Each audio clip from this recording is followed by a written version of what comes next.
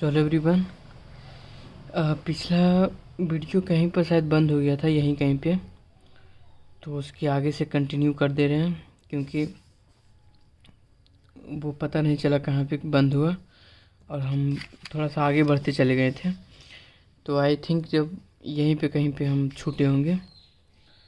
तो ये क्वेश्चन बता रहे थे इसमें क्या कि अगर कोई स्ट्रेट लाइन दूसरे लाइन के परपेंडिकुलर है तो दोनों स्ट्रेट लाइन के अगर हम क्रॉस प्रोडक्ट लेते हैं तो वो उसके नॉर्मल निकल जाता है, यानी कि दूसरे उस थर्ड जो हमारा इक्वेशन होता है उसके लिए सेटिस्फाई वो करता है।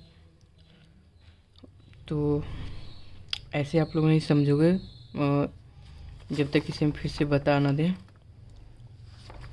तो कहाँ पे थे हमारा क्वेश्चन, मेन जो क्वेश्चन था वो क्वेश्चन देख लेते हैं। ये था हमारा क्वेश्चन पेपर। तो ये हम बता रहे थे, देखो इसमें करना क्या था। इसमें करना था ये कि फाइंड मतलब एक इक्वेशन बताना था हमें स्ट्रेट लाइन का जो कि L1 एंड L2 के परपेंडिकुलर है और पास कर रहा है इससे। तो देखो कोई भी स्ट्रेट लाइन लिखने के लिए क्या क्या चाहिए, हमें एक पॉइंट चाहिए, तो ये एक पॉइंट दिया हुआ था। और हमें क्या चाहिए था, एक चाहिए था डायरेक्शन। तो डायरेक्शन बता रहा है कि L1 एंड L2 के परपेंडिकुलर है, तो इस L1 एंड L2 का जब क्रॉस प्रोडक्ट निकालेंगे तो वही उसका डायरेक्शन हो जाएगा। जैसे L1 क्रॉस L2 निकालोगे, यही हमारा क्या निकल जाएगा, डायरेक्शन निकल जाएगा उसका। और पॉइंट हमें गिवन नहीं है, पॉइंट कितना है, पॉइंट है 2,0,3। तो इससे डायरेक्शन निकल गया, ये पॉइंट निकल गया। स्ट्रेट लाइन का इक्वेशन लिख सकते हो। स्ट्रेट लाइन का इक्वेशन हमेशा याद रखना, इस तरह से लिखा जाता है। जैसे x माइनस x1 क्या होता है, ये पॉइंट। तो ये पॉइंट को कैसे लिखोगे, x माइनस 2 बटा डायरेक्शन जो भी निकल के आएगा वो लिख दोगे। जैसे a y माइनस 0 बटा b z माइनस 3 बटा c इक्वल्स टू कुछ होता नहीं है वैसे, टी आप लोग लिखते हो लेकिन ये पैरामेट्रिक इक्वेशन में निकलेगा। तो लिख लेते हैं टी, क्योंकि हमें पूछा किस में, पैरामेट्रिक में पूछा है, तो टी निकल गया। ए बी सी क्या है, ए बी सी जो है L1 cross L2। L1 cross L2 निकालने के लिए आपको पता है, मतलब L1 कोई भी दो वेक्टर का क्रॉस प्रोडक्ट कैसे निकालते हैं वो हम बता चुके हैं आपको। तो उससे निकालने के बाद और जो भी निकल के आएगा वही ए बी सी का वैल्यू हो जाएगा और वो पुट कर दोगे और यहाँ टी के टर्म में निकाल लोगे।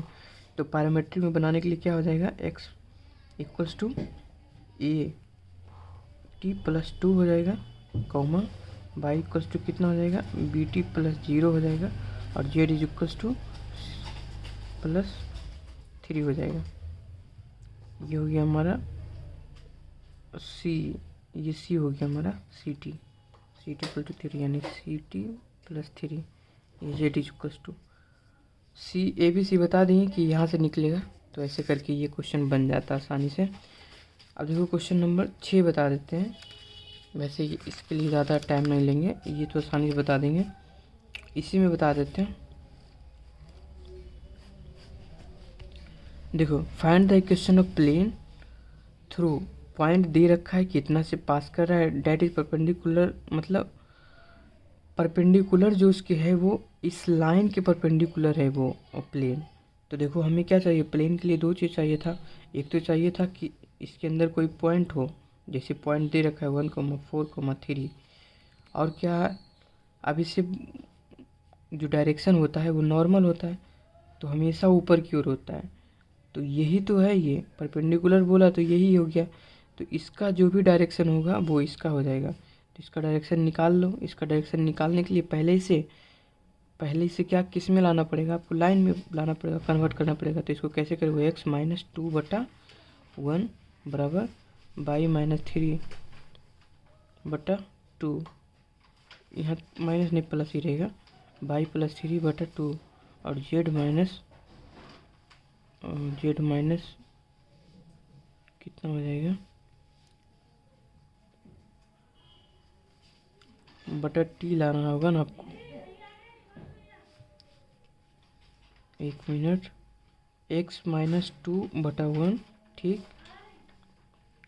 और फिर जब यहाँ पे आ गए हैं तो y प्लस 3/2 सही है। और यहाँ पे क्या हो जाएगा, यही शायद थोड़ा सा कहीं हो सकता है मिसिंग हो यहाँ पे कुछ, क्योंकि इक्वल टू में कुछ होना चाहिए था। इक्वल टू में यहाँ पे कुछ मिस हो गया है, या फिर मान लो इक्वल टू में कुछ तो होना चाहिए था,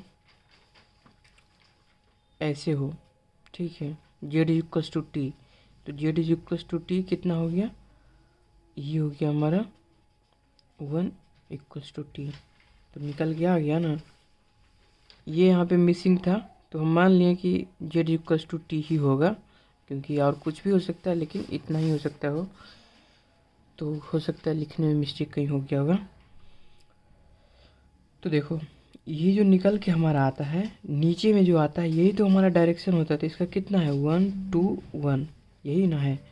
तो अब देखो इसका कितना हो गया 1 2 1, ये इसी का हो गया नॉर्मल। तो अब देखो इसका इक्वेशन हम लिख सकते हैं, वो कैसे लिखेंगे, एक्स ये इसका बताए थे फॉर्मूला कैसे है, x minus x1 plus b y minus y1 plus c z minus z1 equals to 0, यही होता है। अब ए का वैल्यू में पता है 1 2 3 है, 1 x1 कितना है 1 प्लस बी कितना है 2 और y माइनस ये 4 था तो 4 प्लस सी कितना है 1, जेड कितना है जेड ही रह गया और z1 हमारा 3 है, तो ये 3 हमारा यहाँ हो गया इक्वल्स टू 0। अब सॉल्व कर लेंगे, सॉल्व तो कर लोगे आसानी से। ये क्या हो जाएगा x minus 1 plus 2y minus